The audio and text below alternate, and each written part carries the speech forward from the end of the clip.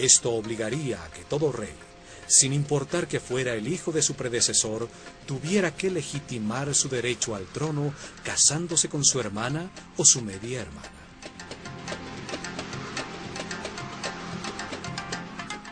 Sin embargo, no existe una línea directa de herederas que confirme esta leyenda. Se sabe que los faraones eran polígamos y que las esposas principales de Tutmosis III, Amenhotep II y III, no eran de familia real.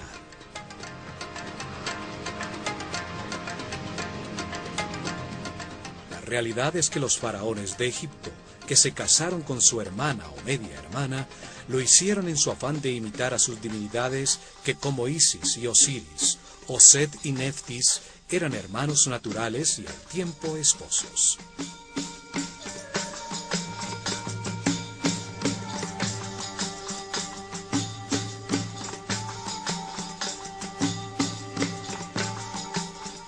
Al casarse con su hermana o con su hija, el faraón se apartaba de sus súbditos, que nunca se casaban así, y se colocaba en el nivel de las divinidades, reafirmando su derecho divino a reinar. Una mujer faraón no era una opción normal en Egipto. La faraona Hatshepsut llega al trono como regente de su hijastro Tutmosis III, hijo de su esposo y medio hermano Tutmosis II, con otra mujer.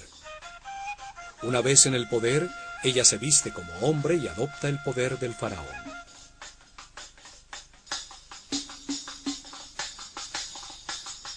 Después de su reinado, su imagen como faraón fue sistemáticamente borrada de los registros para sacar de la memoria a una mujer que se apoderó del trono de manera impropia.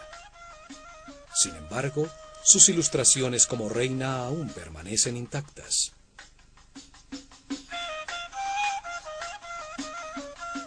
En solo 4 ocasiones de los 300 reinados, las mujeres se convirtieron por poco tiempo en faraonas de Egipto por causas extraordinarias y como último recurso de sus familias para tratar de conservar el orden.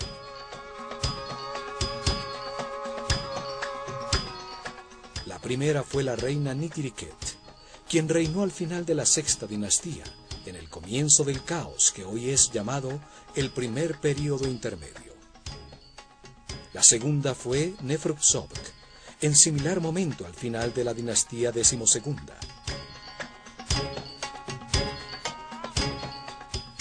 La tercera fue Tausret, quien reinó después del caos que causó Moisés con las 10 plagas, al morir ahogado cruzando el Mar Rojo su esposo Seti II. Y la cuarta fue Cleopatra, al asesinar a su hermano, antes de que Egipto se convirtiera en provincia romana. Todas tenían en común que eran las reinas de Egipto por su matrimonio con el faraón, y que llegan al trono cuando éste muere en circunstancias extraordinarias.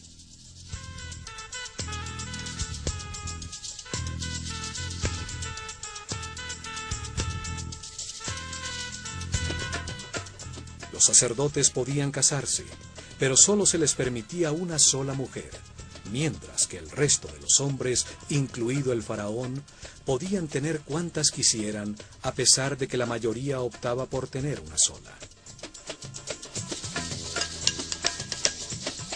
En Egipto existía la separación legal en el caso de que el matrimonio fracasara.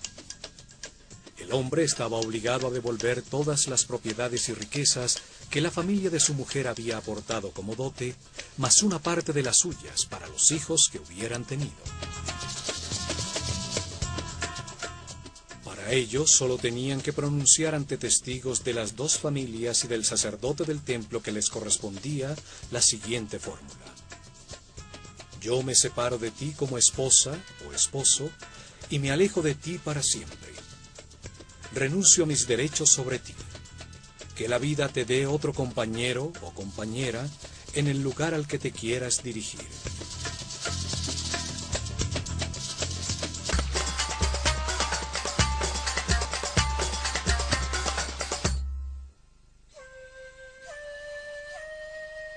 Al cruzar el nuevo Pílono se llega a lo que fue el patio del peristilo, ahora conformado por la fachada original del templo, el ambulatorio derecho con sus 10 columnas, y en el lado izquierdo la nueva capilla de los nacimientos.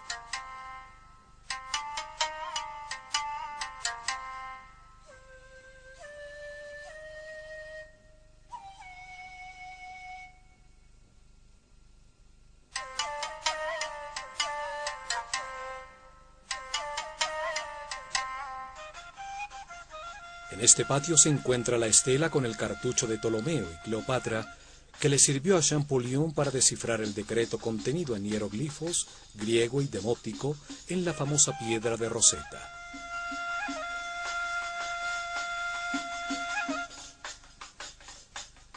El decreto obligaba a rendir culto a la persona del faraón.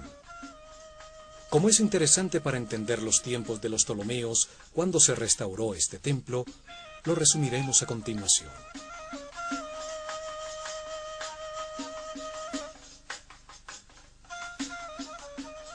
Se decreta que todos los templos en Egipto deben destinar en su interior al lado de los santuarios de los dioses uno que mantenga una imagen en oro del eterno rey Ptolomeo, el amado de Ptah, el dios Epifanio Eucaristos, frente al cual debe colocarse la figura de la divinidad principal del templo, entregándole el arma de la victoria.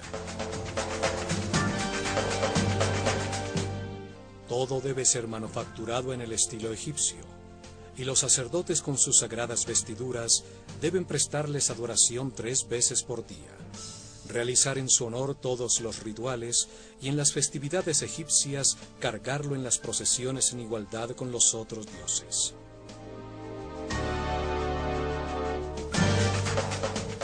Para los sacerdotes egipcios, el hombre es un animal, hasta cuando puede controlar conscientemente las conductas automáticas generadas por el instinto. Las reacciones automáticas del instinto permiten a los animales y al hombre ignorante generar, mantener y defender la vida.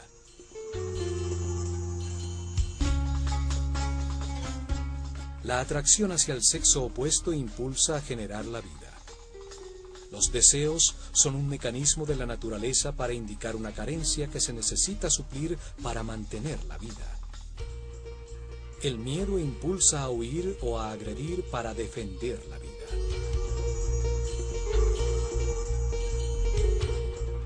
Los iniciados aprendían que los instintos desbocados son una limitante para la realización espiritual superior.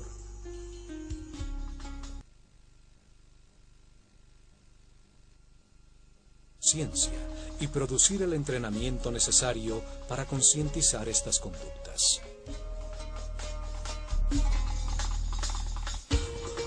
El instinto de agresión era controlado en templos como Komombo. Allí se vencían los miedos a través de la comprensión que no hay nada que temer, que la muerte es solo un paso a otra vida. Se aprendía que el miedo solo gasta la energía vital, la que se necesita para lograr la paz interior. Isis es la personificación de la maternidad devota, la fidelidad y la delicadeza femenina. Isis suministra la sustancia, las emociones superiores, el éxtasis, la intuición que permiten con la acumulación de amor y verdad, la gestación de Horus, la conciencia inmortal y permanente. Isis es la fuerza que impulsa al hombre hacia la espiritualidad a través de todas sus reencarnaciones, mientras abandona poco a poco su animalidad original y se transforma en un ser respetuoso, flexible, sabio, que nace a la conciencia permanente, simbolizada por Horus, su hijo inmortal. Isis es la matriz de esta conciencia permanente. Ella gesta en el mundo interior de todo hombre las emociones superiores, logrando que eleve su frecuencia de vibración. Isis baja desde las dimensiones superiores hacia la conciencia, la inspiración que produce las ideas que dan lugar al arte. Isis impulsa a buscar y reconocer a Dios. Impulsa el camino hacia la espiritualidad conduciendo a que cada hombre, libremente en su interior, pueda sentir la emoción superior de adorarlo, lo que lo lleva al éxtasis.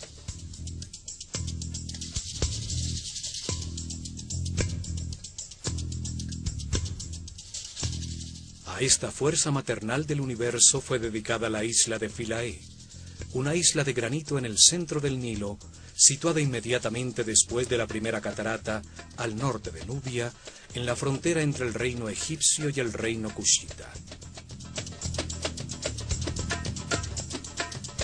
Philae quiere decir isla o montículo sobre las aguas que emergió en el tiempo de Ra. Este nombre sugiere el uso sagrado de este sitio desde una remota antigüedad.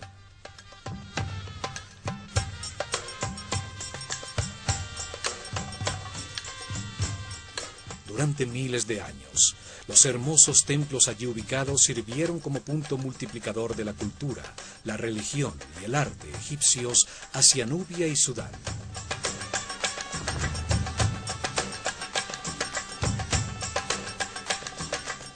Las ruinas más antiguas se encuentran en su esquina sureste. Allí existió un pequeño templo nubio orientado hacia la estrella Canopus y dedicado a una divinidad llamada Mandulis.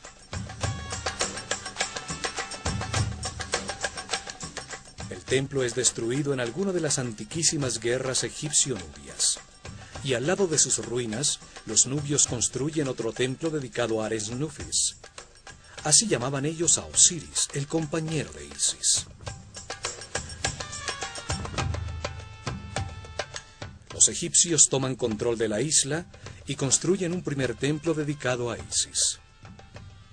En el año 1250 a.C., Ramsés II dejó una estela en la que afirma haberlo reconstruido.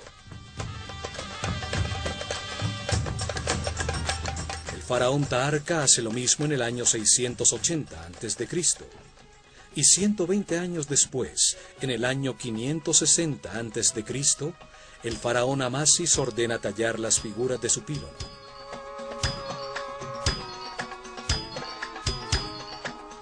$300 después, en la esquina sur, Nectanebo construye un templete. En el año 250 a.C., los faraones tolemaicos herederos de Alejandro Magno deciden reorientar 21 grados el eje del templo para enfocar nuevamente la estrella Canopus, que se había desplazado con el movimiento del sistema solar. Los templos estelares eran desarmados y vueltos a armar cada 300 o 400 años, para reenfocar la estrella que estudiaban, pues el movimiento del sistema solar por la galaxia la sacaba del marco de los pílonos.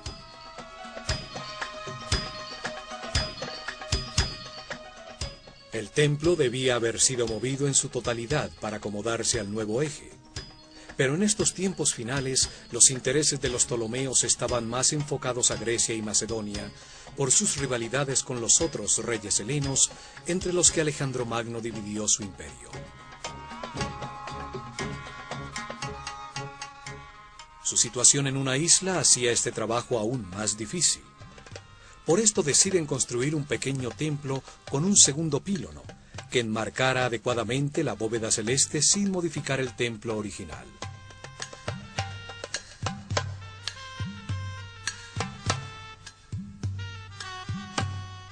Alejandría se había convertido en la capital de Egipto y el griego en su idioma oficial. En el año 31 a.C., Cleopatra VII fue derrotada en la batalla de Actium, y con su suicidio Egipto cayó en manos de Octavio, quien se convirtió en Augusto, el primer emperador romano.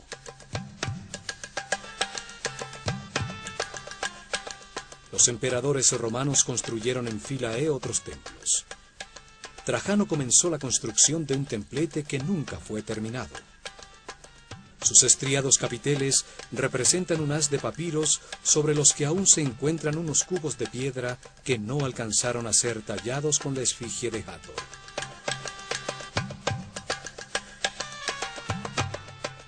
Philae fue uno de los últimos sitios en todo Egipto donde permanecieron sacerdotes dedicados al antiguo culto. Desde allí surgieron las sectas gnósticas, que más tarde con nombres como Rosacruces, masones e Illuminatis conservarían en secreto los conocimientos egipcios. En el año 553 después de Cristo, la isla, uno de los últimos bastiones del llamado paganismo egipcio, fue dedicada a San Estefan y a la Virgen María por decreto del emperador Justiniano. En el siglo XX, la isla de Philae quedó sumergida por la represa de Asuán. Con fondos de la UNESCO, el templo y las otras construcciones sobre ella fueron desarmadas pieza por pieza y reconstruidas en la isla de Agilkia, a la que se le dio la forma de la isla original.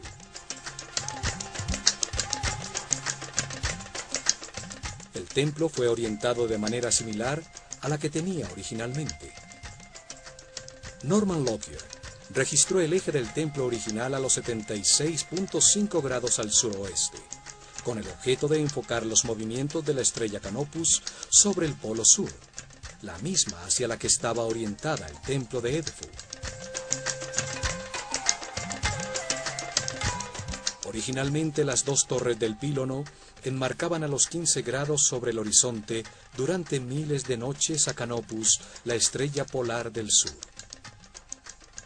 Una nueva confirmación que todos los templos egipcios estaban orientados hacia una estrella o hacia el sol.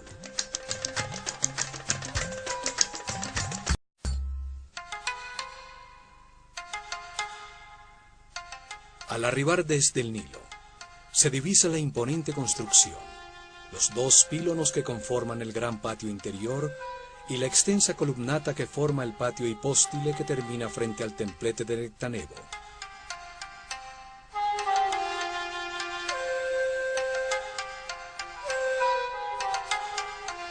El gran patio exterior toma una forma trapezoidal, por la disposición de una doble columnata, formada por 32 columnas, construidas en un ángulo que se abre hacia el templo, produciendo una ilusión de mayor profundidad. Las columnas y un larguísimo muro que tiene a distancias regulares una serie de ventanas que dan al Nilo, forman un sombreado ambulatorio. Todas las columnas son distintas, como un cañaveral de papiros, sus capiteles floreados, otrora con vivos colores, toman distintas formas.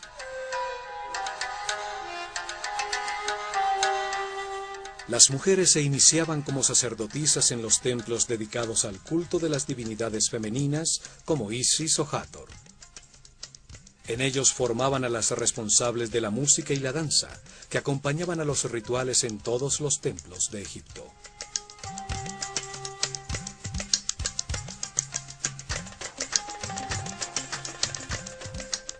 Las mujeres dedicadas a la música las llamaban Shemayet.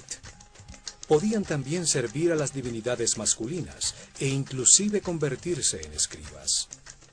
Pero era la mujer la encargada de tocar el sistro, cuyo sonido apaciguaba a las divinidades y permitía descansar a la mente del hombre.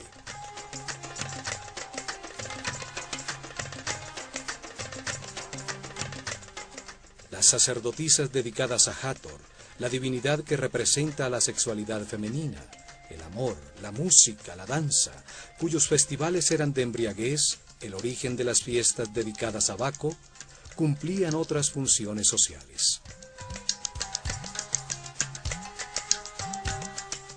Ellas traían la fertilidad y enseñaban a los hombres que iban a contraer matrimonio las artes del amor, para que aprendieran cómo complacer a su futura esposa.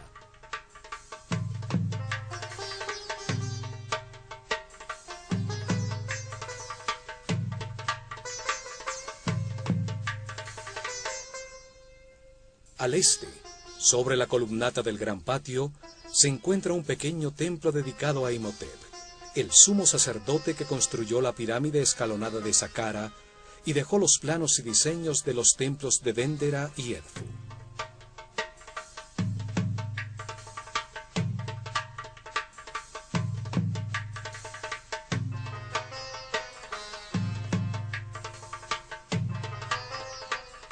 En este primer pílono, como en la mayoría de los templos, aparece tallada la figura del faraón, en este caso Ptolomeo XII, que golpea con su vara de poder a los llamados 9 enemigos de Egipto.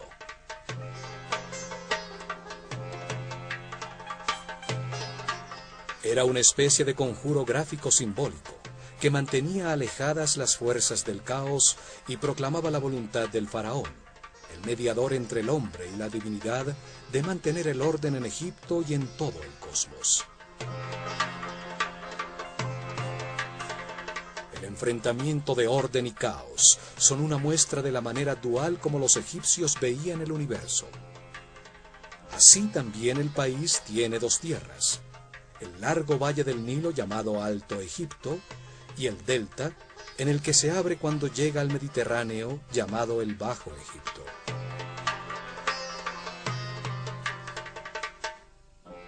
El faraón unificaba esa dualidad. Portaba dos coronas para indicar su dominio sobre esas dos tierras. Así también unía lo humano con lo divino, pues su cuerpo era considerado el molde que contenía el Ka real, un espíritu encargado de Egipto que reencarnaba de Faraón en Faraón.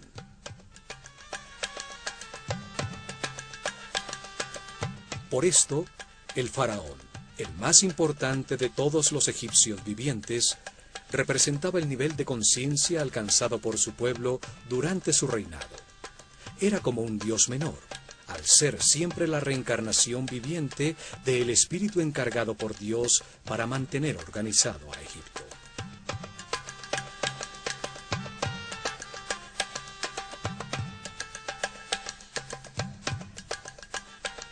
El nuevo pílono tiene dos mástiles, donde ondeaban las banderas.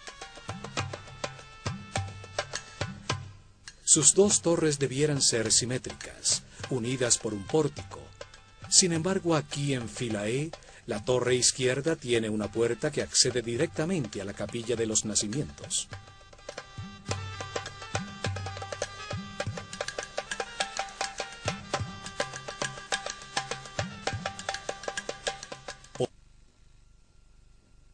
Romana, un pórtico fue adosado al primer pílono.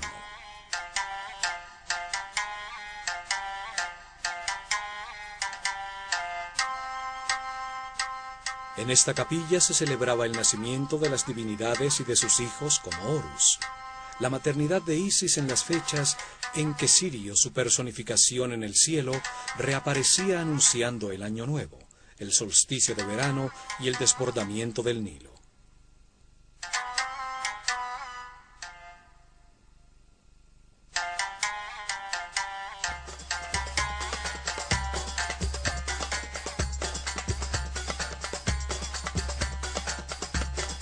La capilla de los nacimientos con sus columnas hatóricas reemplazó al templo principal como observatorio astronómico, en los tiempos anteriores a que los romanos construyeran las columnatas que dan forma al patio trapezoidal.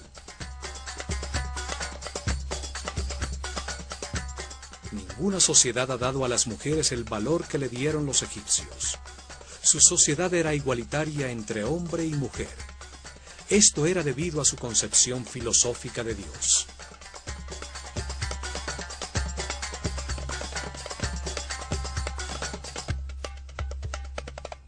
Las mujeres tenían los mismos derechos que los hombres a la propiedad de la tierra, a comprar y vender, e inclusive a demandar acciones legales. Sin embargo, nunca hubo ninguna mujer en la rama administrativa. Eran los hombres los encargados del mantenimiento del orden. Era el faraón el que gobernaba y eran hombres los oficiales que administraban el imperio.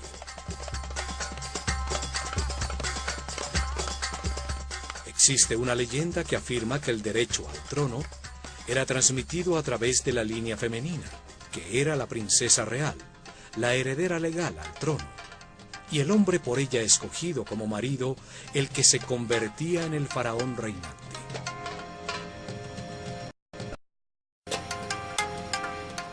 Esto obligaría a que todo rey, sin importar que fuera el hijo de su predecesor, tuviera que legitimar su derecho al trono casándose con su hermana o su media hermana.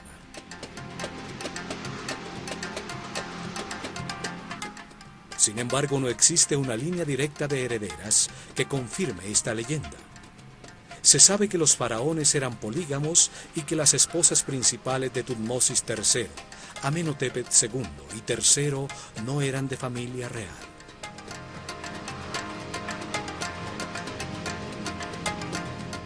La realidad es que los faraones de Egipto, que se casaron con su hermana o media hermana, lo hicieron en su afán de imitar a sus divinidades que, como Isis y Osiris, o Set y Neftis, eran hermanos naturales y al tiempo esposos.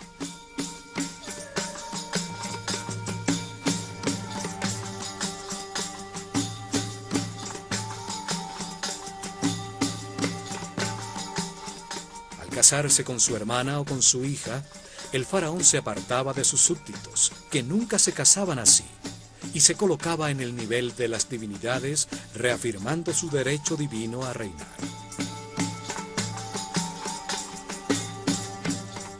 Una mujer faraón no era una opción normal en Egipto. La faraona Hatshepsut llega al trono como regente de su hijastro Tutmosis III, hijo de su esposo y medio hermano Tutmosis II, con otra mujer. Una vez en el poder, ella se viste como hombre y adopta el poder del faraón.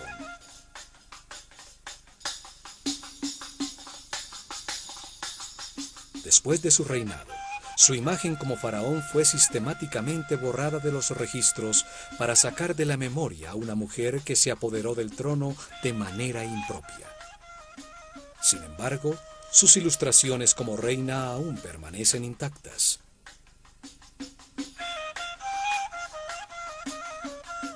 En solo 4 ocasiones de los 300 reinados, las mujeres se convirtieron por poco tiempo en faraonas de Egipto por causas extraordinarias y como último recurso de sus familias para tratar de conservar el orden.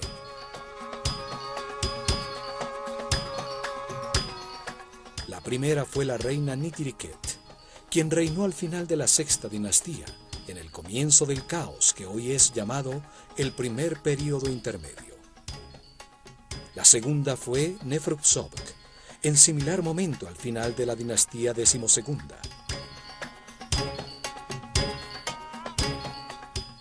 La tercera fue Tausret, quien reinó después del caos que causó Moisés con las 10 plagas, al morir ahogado cruzando el Mar Rojo su esposo Seti II. Y la cuarta fue Cleopatra, al asesinar a su hermano, antes de que Egipto se convirtiera en provincia romana. Todas tenían en común que eran las reinas de Egipto por su matrimonio con el faraón, y que llegan al trono cuando éste muere en circunstancias extraordinarias.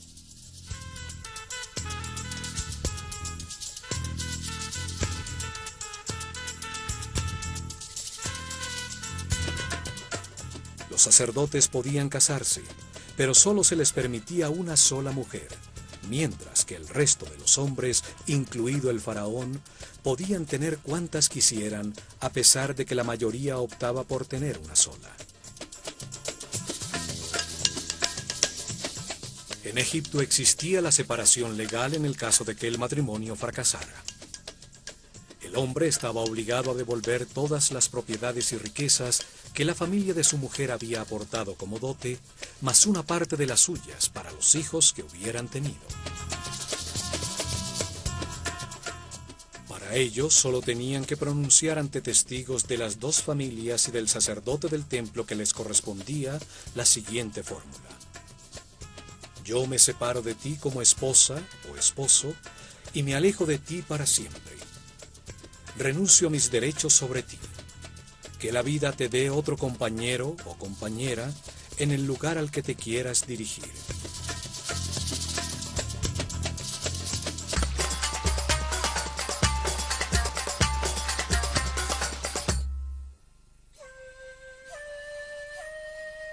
Al cruzar el nuevo pílono se llega a lo que fue el patio del peristilo, ahora conformado por la fachada original del templo, el ambulatorio derecho con sus 10 columnas, y en el lado izquierdo la nueva capilla de los nacimientos.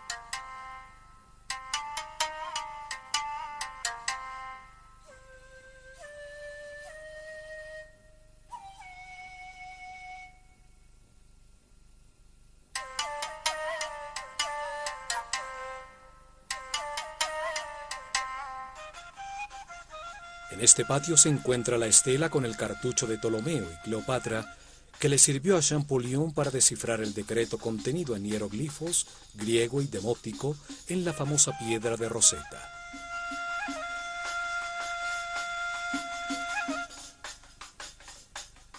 El decreto obligaba a rendir culto a la persona del faraón. Como es interesante para entender los tiempos de los Ptolomeos cuando se restauró este templo, lo resumiremos a continuación.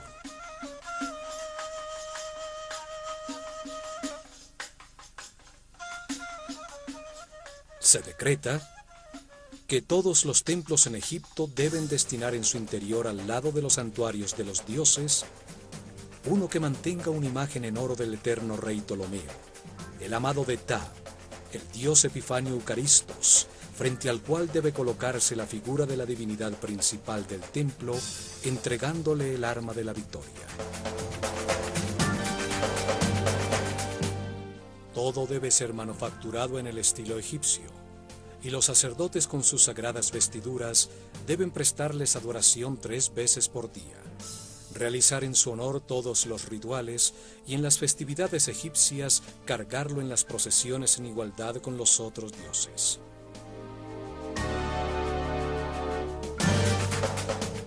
Para los sacerdotes egipcios, el hombre es un animal, hasta cuando puede controlar conscientemente las conductas automáticas generadas por el instinto. Las reacciones automáticas del instinto permiten a los animales y al hombre ignorante generar, mantener y defender la vida.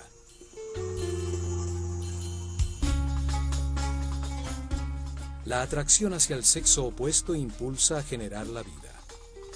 Los deseos son un mecanismo de la naturaleza para indicar una carencia que se necesita suplir para mantener la vida. El miedo impulsa a huir o a agredir para defender la vida.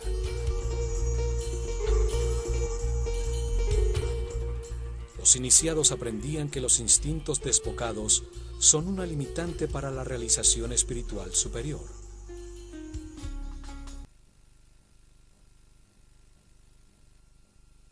Ciencia y producir el entrenamiento necesario para concientizar estas conductas.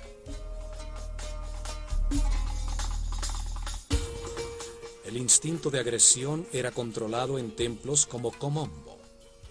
Allí se vencían los miedos a través de la comprensión que no hay nada que temer, que la muerte es solo un paso a otra vida. Se aprendía que el miedo solo gasta la energía vital, la que se necesita para lograr la paz interior.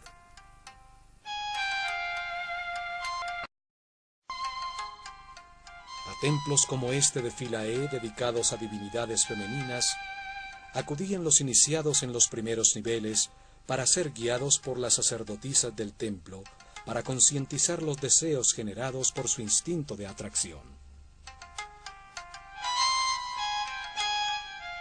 El deseo permite al hombre reconocer una necesidad o una atracción. Produce una reacción de agrado o rechazo en los centros emocionales que a su vez conecta en la mente los sentimientos. Pero los sentimientos tienen polaridad. Pueden ser de alegría o de tristeza. Pueden producir satisfacción o insatisfacción. Por eso es tan importante comprender qué los genera, para así aprender a controlarlos de característica negativa.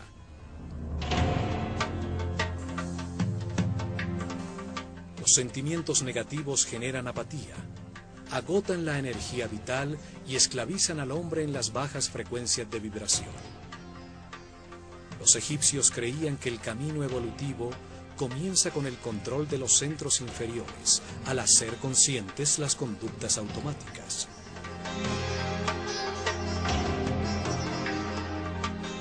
La manera egipcia para trascender las emociones, la lascivia y los deseos sexuales era reconociéndolos y experimentándolos. Un ser inexperto e inocente es fácilmente descontrolable, es vulnerable a las circunstancias que desconoce y puede caer fácilmente en la depresión. Por eso, la primera parte del entrenamiento de los sacerdotes, hombres y mujeres, impulsaba a reconocer sus deseos. Así aprendían que al activar a través del amor y la comprensión los centros inferiores y los sentimientos, el resultado para la mente es siempre de paz, armonía y felicidad. El templo era considerado por los sacerdotes como un modelo del mundo en el momento inicial de la creación. En ese momento Dios manifestó el universo, emergiendo un montículo de tierra de las aguas del caos, de manera similar a lo que sucedía cuando las aguas desbordadas del Nilo se replegaban todos los años, permitiendo que el Dios creador apareciera, trayendo nueva vida al país. El acceso a través de una escalinata hace que el santuario se convierta en el montículo de la creación, donde Isis, la deidad de este templo, se manifestaba dentro de la estatua que la personificaba. Al ascender al interior, se llega a un pequeño patio rodeado de columnas, ubicado en el centro del llamado Salón de la Vida, un salón hipóstile con altísimas columnas.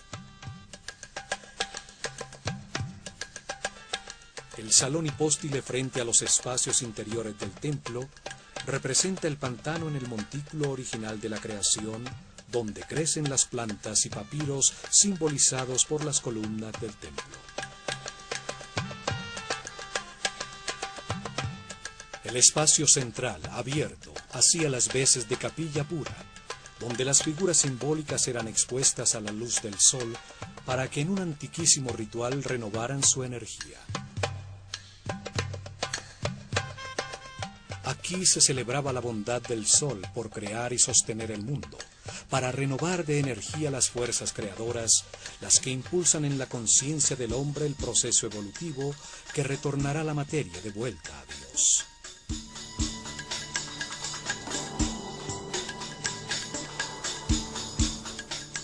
Los muros de este espacio están tallados para mostrar cómo entendieron el universo. También aquí vemos otras tallas de numerosas cruces cópticas, las marcas de la nueva filosofía, la que llegó a Egipto cuando Philae se convirtió en una iglesia católica. Una nueva manera de ver el mundo, que no solo le quitó el sentido a la visión tradicional egipcia, sino que la consideró aberrante y primitiva.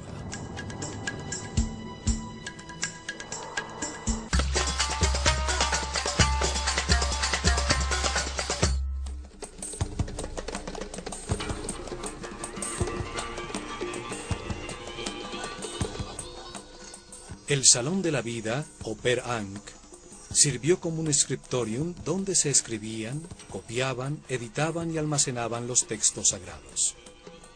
Allí se realizaban en papiros las ilustraciones maestras que debían tallarse en los muros del templo.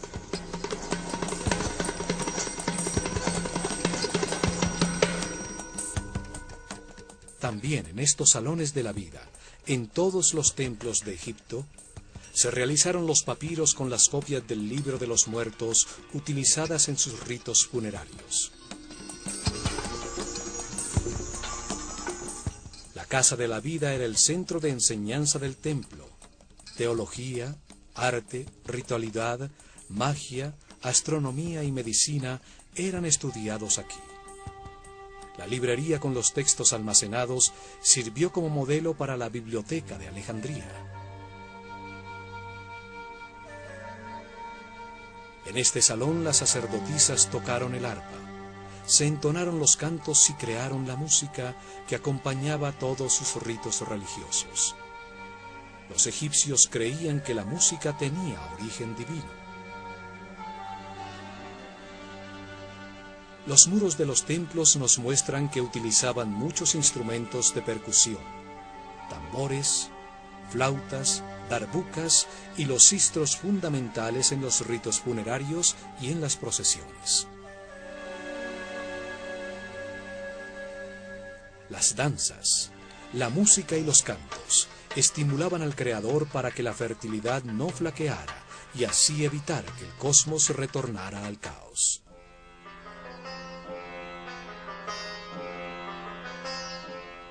Las sacerdotisas también se encargaban de cuidar a los enfermos que llegaban a los sanatorios del templo en busca de la ayuda y del conocimiento de los sacerdotes.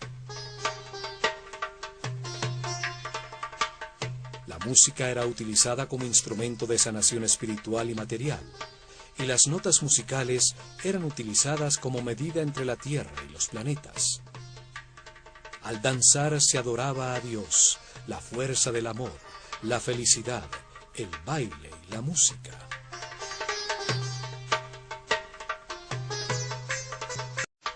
Inmediatamente después se accede al salón de las apariciones, que en este caso no es hipóstile, con el tradicional salón comunicado lateralmente con el exterior para recibir las ofrendas del pueblo.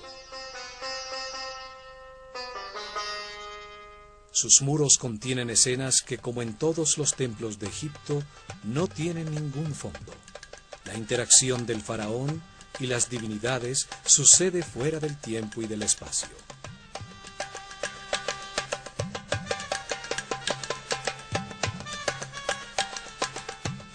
El templo era el escenario donde se representaron de manera dinámica los distintos rituales, en medio del sonido musical de las voces e instrumentos, el recitar de las palabras rituales, el olor del incienso, en homenaje a la divinidad, para lograr su apoyo en la continuidad del universo organizado. Liturgias diarias y una serie de festivales cíclicos, donde las figuras simbólicas recreaban los mitos de los que formaban parte, en rituales a través del espacio sagrado del templo, con procesiones en barcas sagradas por el Nilo a otros templos. Las partes que conformaban el templo eran sobre todo funcionales. Demostraban la manera como entendían el universo los sacerdotes egipcios. Allí el ritual les daba poder, legitimaba el orden social de su civilización. El ritual generaba y organizaba ese orden social.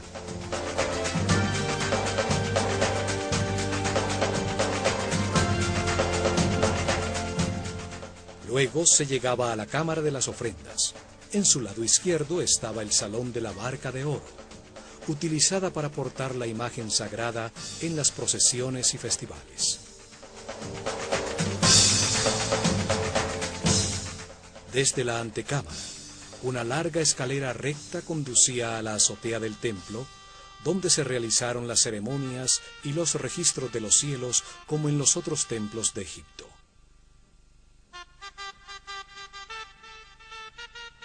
Tallado en los muros de estas antecámaras se encuentra el faraón Ptolomeo V realizando ofrendas a Isis.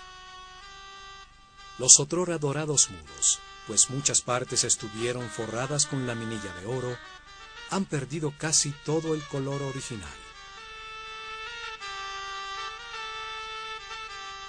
En el punto focal del templo se encontraba el santuario de Isis, que albergaba en su interior un altar de granito con la imagen en oro de la divinidad. Era la estatua de culto que, portada dentro de una barca de oro, salía en las procesiones y rituales.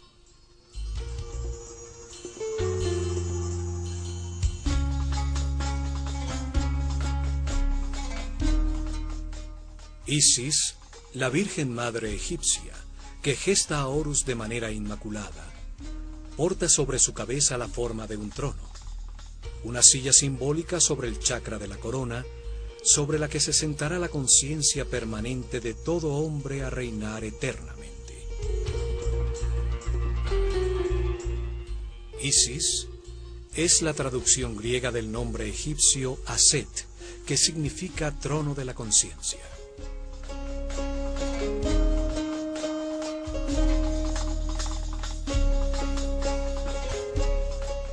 Muchas veces es representada con un buitre sobre su cabeza, sobre el que se apoyan unos cuernos de vaca que encierran un disco dorado.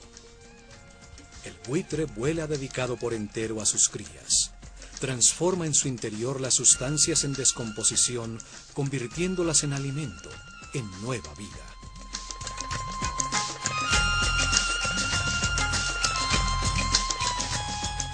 La vaca que transforma la vegetación en alimento para el hombre fue para los egipcios el símbolo del principio nutritivo. Sus cuernos tienen la forma de la luna en creciente. La madre de los ciclos encierran el disco solar, la fuente de la vida, la luz de la conciencia. Este santuario simbolizaba el respeto que los egipcios tenían por la maternidad. Un respeto basado en la búsqueda del orden y del equilibrio. Legitimaba su visión del mundo. Aquí se encontraba el corazón del espacio de los rituales, la casa de la divinidad, donde el faraón o los más altos sacerdotes interactuaban con la deidad en representación de todos los hombres. Las imágenes talladas de la deidad le permiten volver a vivir en la mente de todos los que actualmente la observan, hacer que participen simbólicamente en sus ritos y compartan sus ofrendas. Esta es la herencia que los antiguos egipcios han dejado a la conciencia de toda la humanidad. La visión de un universo dual, un sitio donde experimentar los contrastes polares para comprender la neutralidad.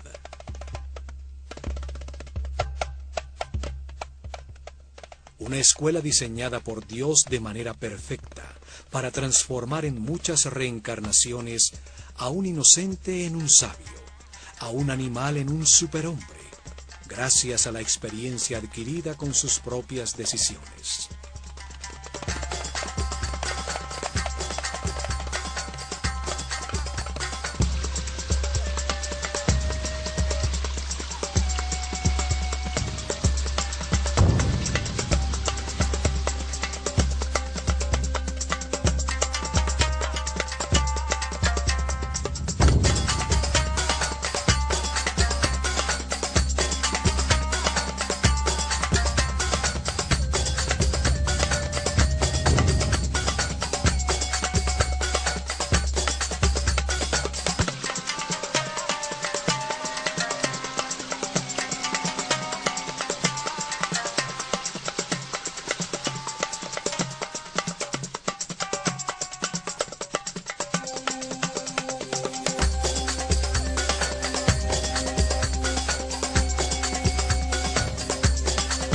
Al interior, se llega a un pequeño patio rodeado de columnas, ubicado en el centro del llamado Salón de la Vida.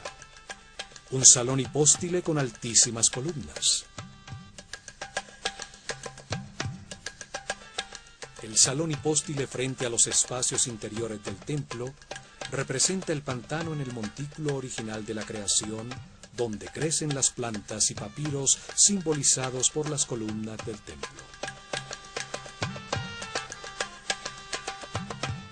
El espacio central, abierto, hacía las veces de capilla pura, donde las figuras simbólicas eran expuestas a la luz del sol para que en un antiquísimo ritual renovaran su energía.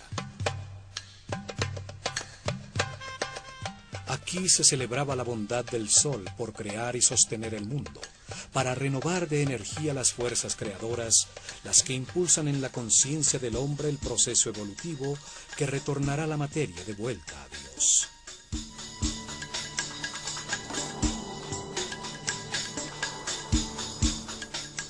Los muros de este espacio están tallados para mostrar cómo entendieron el universo. También aquí vemos otras tallas de numerosas cruces cópticas, las marcas de la nueva filosofía, la que llegó a Egipto cuando Philae se convirtió en una iglesia católica. Una nueva manera de ver el mundo, que no solo le quitó el sentido a la visión tradicional egipcia, sino que la consideró aberrante y primitiva.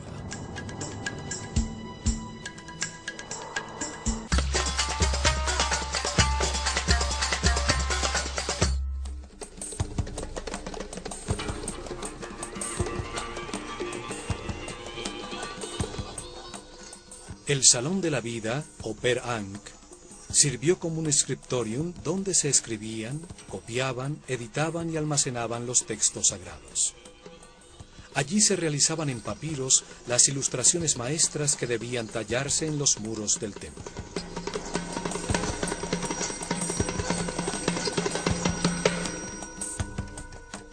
También en estos salones de la vida, en todos los templos de Egipto, se realizaron los papiros con las copias del libro de los muertos utilizadas en sus ritos funerarios. La Casa de la Vida era el centro de enseñanza del templo. Teología, arte, ritualidad, magia, astronomía y medicina eran estudiados aquí. La librería con los textos almacenados sirvió como modelo para la Biblioteca de Alejandría.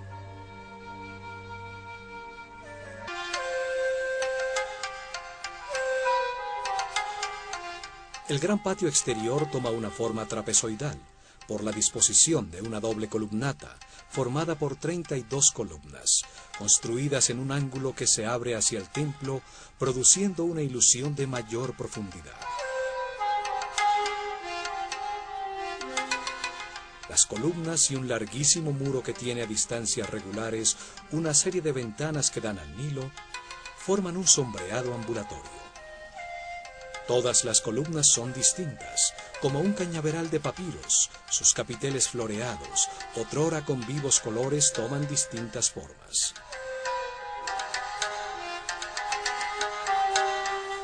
Las mujeres se iniciaban como sacerdotisas en los templos dedicados al culto de las divinidades femeninas, como Isis o Hathor.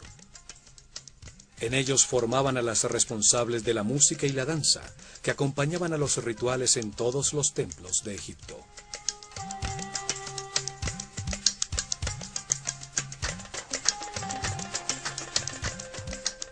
Las mujeres dedicadas a la música las llamaban Shemayet. Podían también servir a las divinidades masculinas e inclusive convertirse en escribas. Pero era la mujer la encargada de tocar el sistro, cuyo sonido apaciguaba a las divinidades y permitía descansar a la mente del hombre.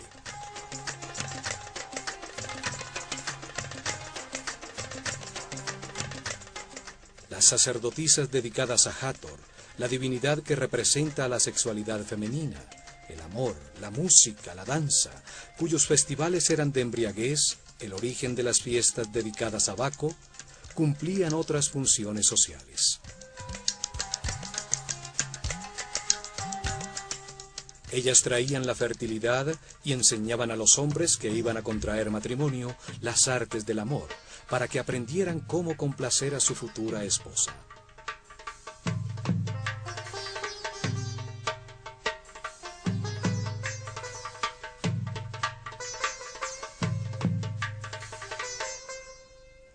Al este, sobre la columnata del gran patio, se encuentra un pequeño templo dedicado a Imhotep, el sumo sacerdote que construyó la pirámide escalonada de Saqqara y dejó los planos y diseños de los templos de Dendera y Edfu.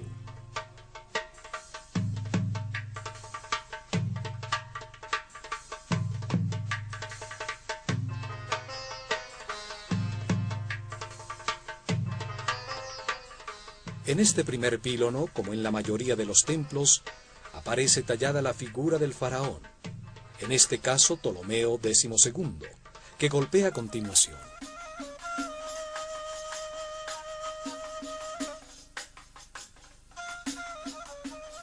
Se decreta que todos los templos en Egipto deben destinar en su interior al lado de los santuarios de los dioses, uno que mantenga una imagen en oro del eterno rey Ptolomeo, el amado de Ptah, el dios Epifanio Eucaristos, frente al cual debe colocarse la figura de la divinidad principal del templo, entregándole el arma de la victoria. Todo debe ser manufacturado en el estilo egipcio, y los sacerdotes con sus sagradas vestiduras deben prestarles adoración 3 veces por día, realizar en su honor todos los rituales y en las festividades egipcias cargarlo en las procesiones en igualdad con los otros dioses.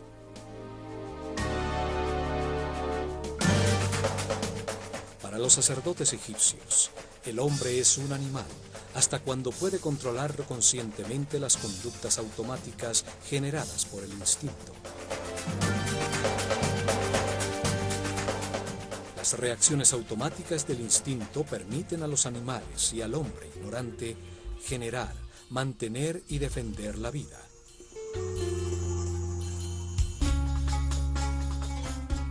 La atracción hacia el sexo opuesto impulsa a generar la vida.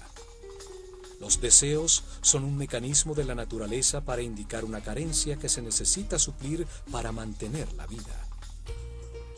El miedo impulsa a huir o a agredir para defender la vida.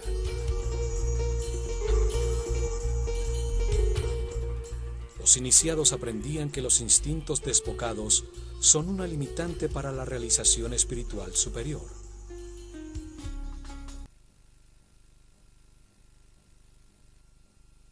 Ciencia y producir el entrenamiento necesario para concientizar estas conductas.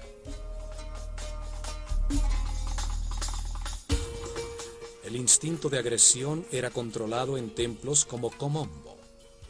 Allí se vencían los miedos a través de la comprensión que no hay nada que temer, que la muerte es solo un paso a otra vida. Se aprendía que el miedo solo gasta la energía vital, la que se necesita para lograr la paz interior.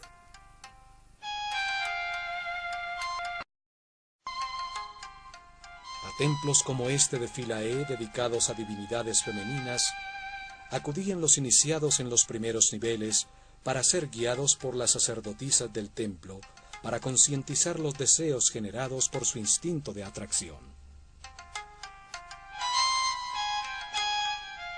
El deseo como faraón fue sistemáticamente borrada de los registros para sacar de la memoria a una mujer que se apoderó del trono de manera impropia. Sin embargo, sus ilustraciones como reina aún permanecen intactas.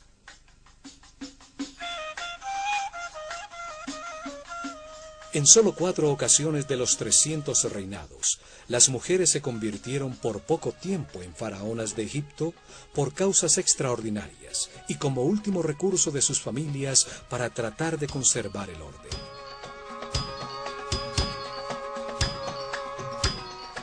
La primera fue la reina Nitiriket, quien reinó al final de la sexta dinastía, en el comienzo del caos que hoy es llamado el primer período intermedio. La segunda fue Neferupsobk, en similar momento al final de la dinastía decimosegunda.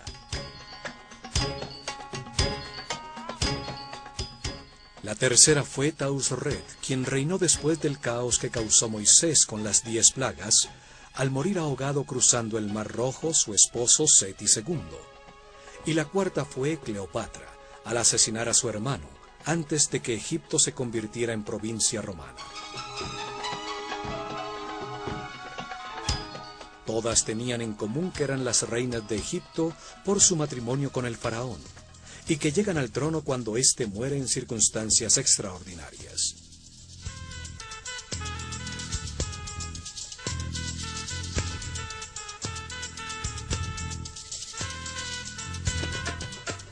Los sacerdotes podían casarse, pero solo se les permitía una sola mujer, mientras que el resto de los hombres, incluido el faraón, podían tener cuantas quisieran, a pesar de que la mayoría optaba por tener una sola. En Egipto existía la separación legal en el caso de que el matrimonio fracasara. El hombre estaba obligado a devolver todas las propiedades y riquezas que la familia de su mujer había aportado como dote, más una parte de las suyas para los hijos que hubieran tenido. Para ello, solo tenían que pronunciar ante testigos de las 2 familias y del sacerdote del templo que les correspondía la siguiente fórmula. Yo me separo de ti como esposa o esposo y me alejo de ti para siempre. Renuncio a mis derechos sobre ti. Que la vida te dé otro compañero o compañera en el lugar al que te quieras dirigir.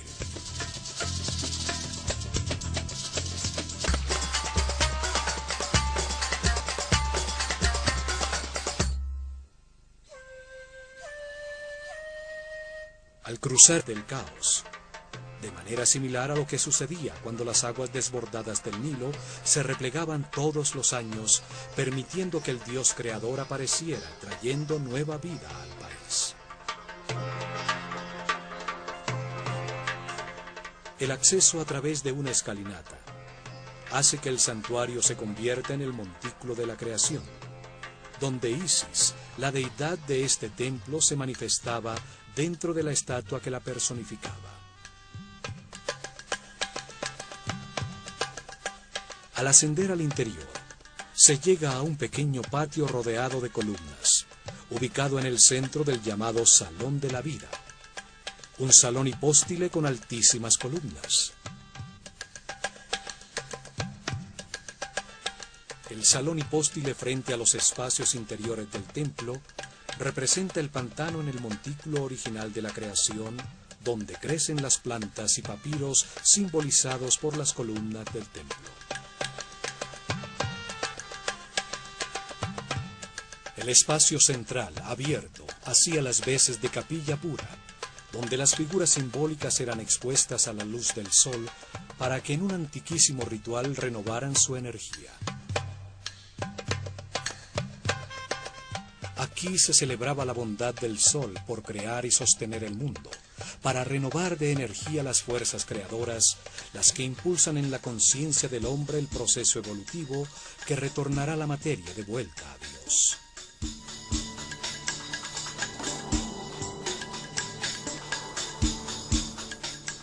Los muros de este espacio están tallados para mostrar cómo entendieron el universo. También aquí vemos otras tallas de numerosas cruces cópticas, las marcas de la nueva filosofía, la que llegó a Egipto cuando Philae se convirtió en una iglesia católica. Una nueva manera de ver el mundo, que no solo le quitó el sentido a la visión tradicional egipcia, sino que la consideró aberrante y primitiva.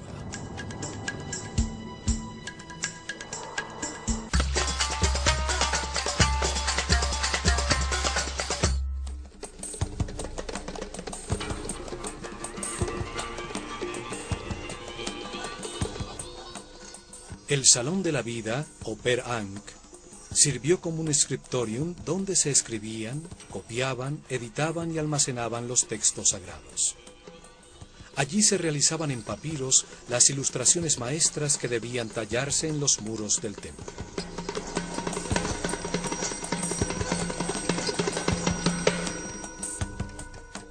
También, en ese momento Dios manifestó el universo, emergiendo un montículo de tierra de las aguas del caos, de manera similar a lo que sucedía cuando las aguas desbordadas del Nilo se replegaban todos los años, permitiendo que el Dios creador apareciera, trayendo nueva vida al país. El acceso a través de una escalinata hace que el santuario se convierta en el montículo de la creación, donde Isis, la deidad de este templo, se manifestaba dentro de la estatua que la personificaba. Al ascender al interior, se llega a un pequeño patio rodeado de columnas, ubicado en el centro del llamado Salón de la Vida, un salón hipóstile con altísimas columnas. El salón hipóstile frente a los espacios interiores del templo representa el pantano en el montículo original de la creación, donde crecen las plantas y papiros simbolizados por las columnas del templo. El espacio central, abierto, hacía las veces de capilla pura, donde las figuras simbólicas eran expuestas a la luz del sol para que en un antiquísimo ritual renovaran su energía. Aquí se celebraba la bondad del sol por crear y sostener el mundo, para renovar de energía las fuerzas creadoras, las que impulsan en la conciencia del hombre el proceso evolutivo que retornará la materia de vuelta a Dios.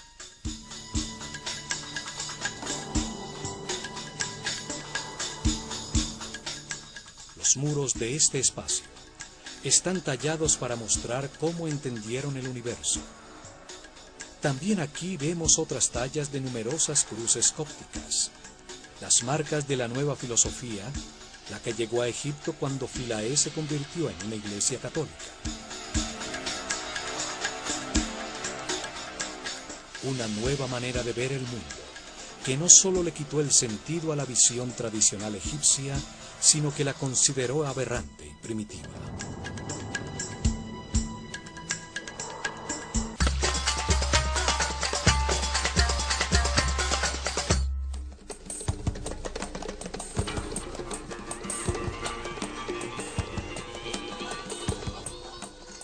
El Salón de la Vida, o Per Ankh, sirvió como un scriptorium donde se escribían, copiaban, editaban y almacenaban los textos sagrados.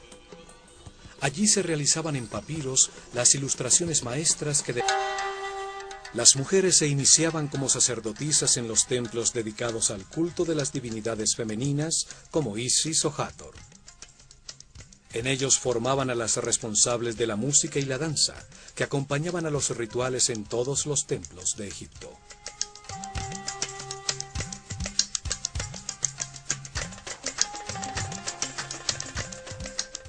Las mujeres dedicadas a la música las llamaban Shemayet. Podían también servir a las divinidades masculinas e inclusive convertirse en escribas. Pero era la mujer la encargada de tocar el sistro, cuyo sonido apaciguaba a las divinidades y permitía descansar a la mente del hombre.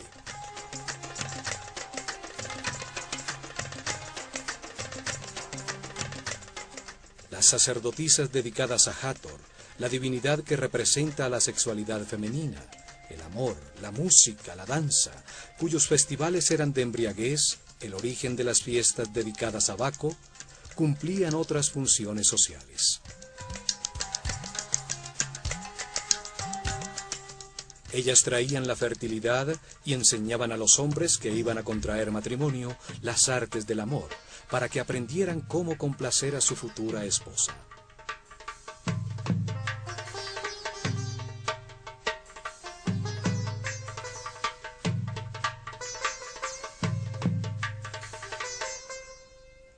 Al este, sobre la columnata del gran patio, se encuentra un pequeño templo dedicado a Imhotep, el sumo sacerdote que construyó la pirámide escalonada de Saqqara y dejó los planos y diseños de los templos de Dendera y Edfu.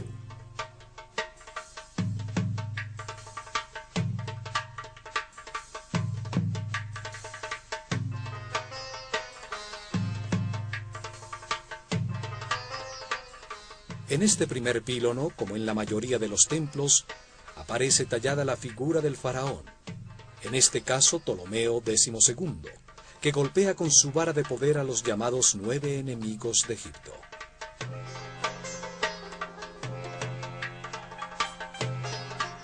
Era una especie de conjuro gráfico simbólico, que mantenía alejadas las fuerzas del caos y proclamaba la voluntad del faraón, el mediador entre el hombre y la divinidad, de mantener el orden en Egipto y en todo el cosmos.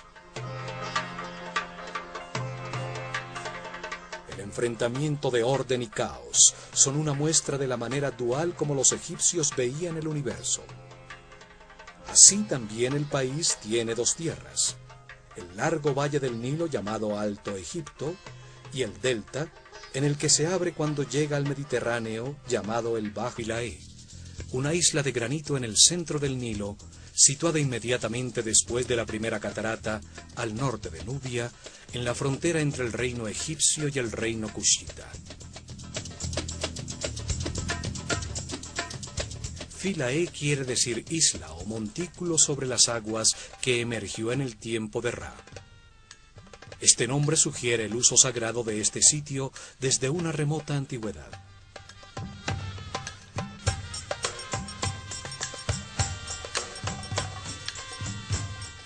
Durante miles de años, los hermosos templos allí ubicados sirvieron como punto multiplicador de la cultura, la religión y el arte egipcios hacia Nubia y Sudán.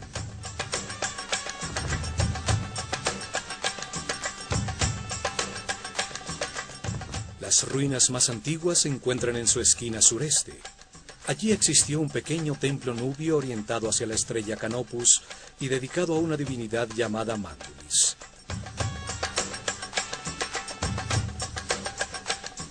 El templo es destruido en alguna de las antiquísimas guerras egipcio-nubias, y al lado de sus ruinas, los nubios construyen otro templo dedicado a Ares Nufis. Así llamaban ellos a Osiris, el compañero de Isis. Los egipcios toman control de la isla y construyen un primer templo dedicado a Isis. En el año 1250 a.C., Ramsés II dejó una estela en la que afirma haberlo reconstruido. El faraón Taharka hace lo mismo en el año 680 a.C. Y 120 años después, en el año 560 a.C., el faraón Amasis ordena tallar las figuras de su pílono.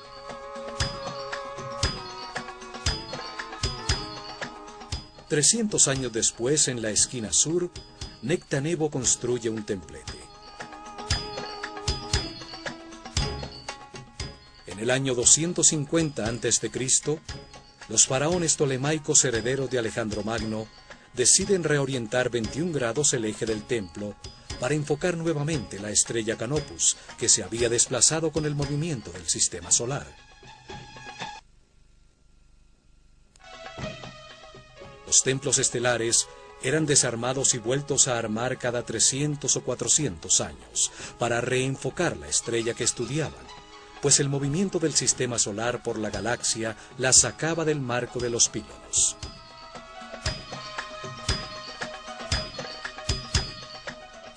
El templo debía haber sido movido en su totalidad para acomodarse al nuevo eje, en los primeros niveles para ser guiados por las sacerdotisas del templo, para concientizar los deseos generados por su instinto de atracción.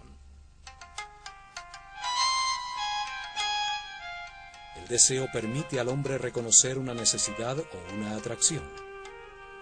Produce una reacción de agrado o rechazo en los centros emocionales que a su vez conecta en la mente los sentimientos. Pero los sentimientos tienen polaridad. Pueden ser de alegría o de tristeza. Pueden producir satisfacción o insatisfacción. Por eso es tan importante comprender qué los genera, para así aprender a controlarlos de característica negativa.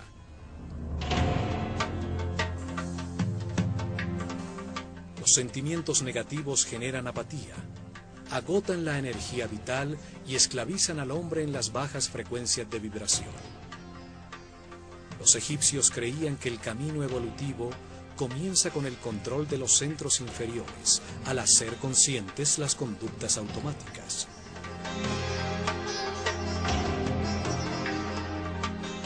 La manera egipcia para trascender las emociones, la lascivia y los deseos sexuales era reconociéndolos y experimentándolos.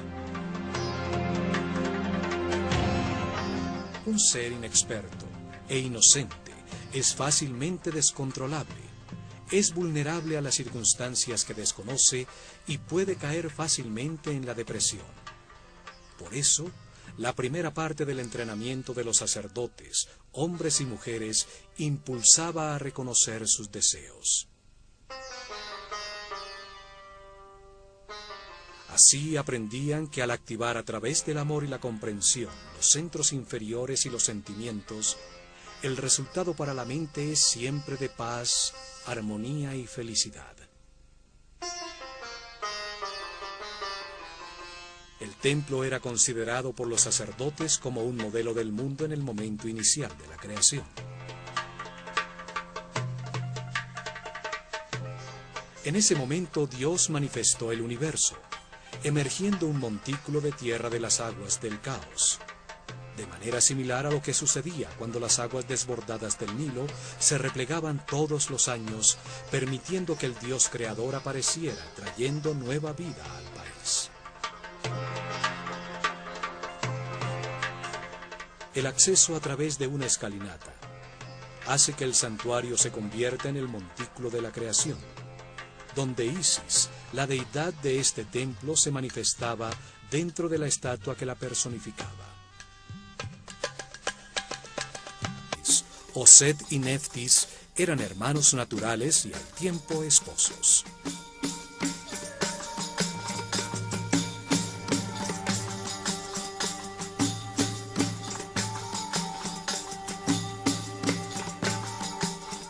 Al casarse con su hermana o con su hija, el faraón se apartaba de sus súbditos, que nunca se casaban así, y se colocaba en el nivel de las divinidades, reafirmando su derecho divino a reinar.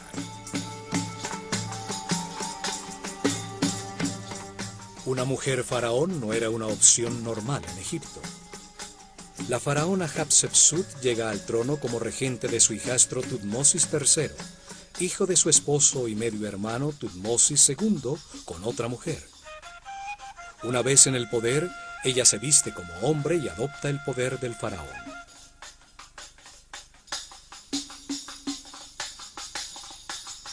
Después de su reinado, su imagen como faraón fue sistemáticamente borrada de los registros para sacar de la memoria a una mujer que se apoderó del trono de manera impropia. Sin embargo, sus ilustraciones como reina aún permanecen intactas.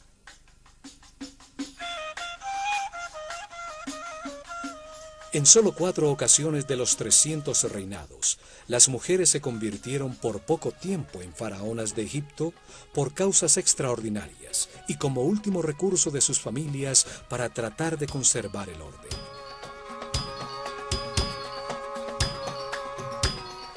La primera fue la reina Nitiriket, quien reinó al final de la sexta dinastía, en el comienzo del caos que hoy es llamado el primer período intermedio. La segunda fue Neferupsobk, en similar momento al final de la dinastía decimosegunda.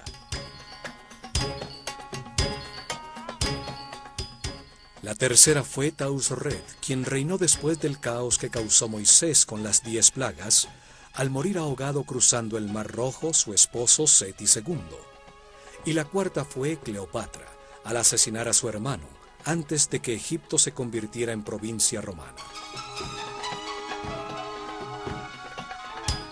Todas tenían en común que eran las reinas de Egipto por su matrimonio con el faraón, y que llegan al trono cuando éste muere en circunstancias extraordinarias.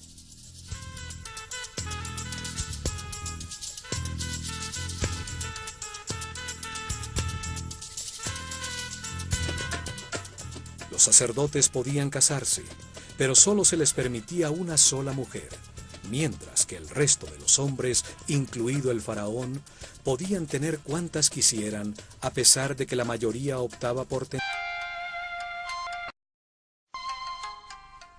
A templos como este de Philae, dedicados a divinidades femeninas, acudían los iniciados en los primeros niveles para ser guiados por las sacerdotisas del templo, para concientizar los deseos generados por su instinto de atracción.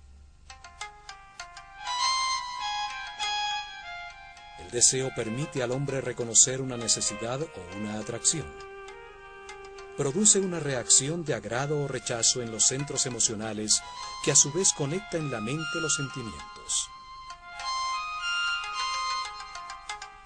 Pero los sentimientos tienen polaridad. Pueden ser de alegría o de tristeza.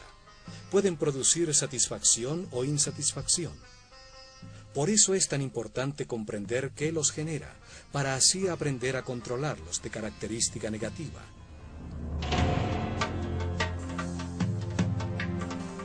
Los sentimientos negativos generan apatía, agotan la energía vital y esclavizan al hombre en las bajas frecuencias de vibración.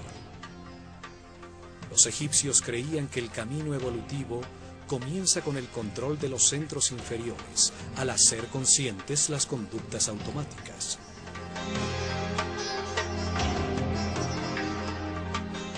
La manera egipcia para trascender las emociones, la lascivia y los deseos sexuales era reconociéndolos y experimentándolos. Un ser inexperto e inocente es fácilmente descontrolable.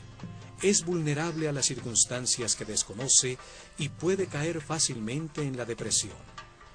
Por eso, la primera parte del entrenamiento de los sacerdotes, hombres y mujeres, impulsaba a reconocer sus deseos. Así aprendían que al activar a través del amor y la comprensión los centros inferiores y los sentimientos, el resultado para la mente es siempre de paz, armonía y felicidad. El templo era considerado por los sacerdotes como un modelo del mundo en el momento inicial de la creación.